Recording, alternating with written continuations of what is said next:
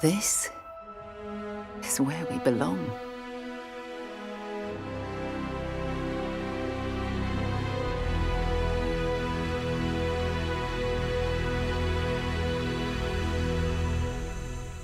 To call Starfield's reception anything other than underwhelming would be a massive understatement.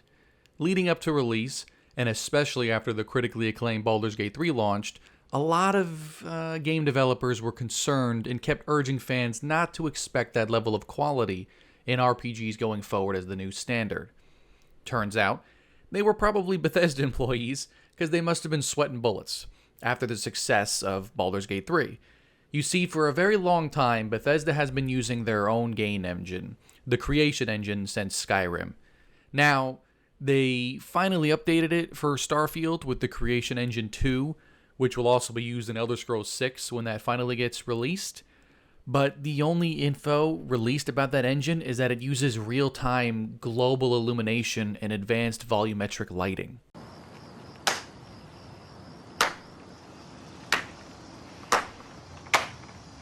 I mean, Bethesda's last two games, and you could make an argument for Fallout 4, have either been bad or underwhelming, which leaves me little hope for them as a studio for the future of Fallout and Elder Scrolls.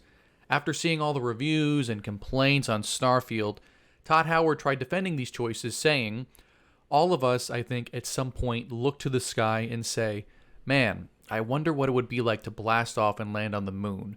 We needed the scale of Starfield to have that feeling." He continued saying, we could have made a game where there are 4 cities and 4 planets, but that would not have had the same feeling of being this explorer. He then goes on to reveal that the team working on Starfield made sure that some planets really are empty so that players get some periods of loneliness. I'm so lonely, so lonely, so lonely and sad, real alone. Well, congratulations, you've made a boring game. Congratulations, you played yourself. Just because something sounds interesting to you on paper doesn't mean it's going to translate well for a video game. No one wants to explore 1,000 empty planets on the off chance you might find a cave with some mediocre loot.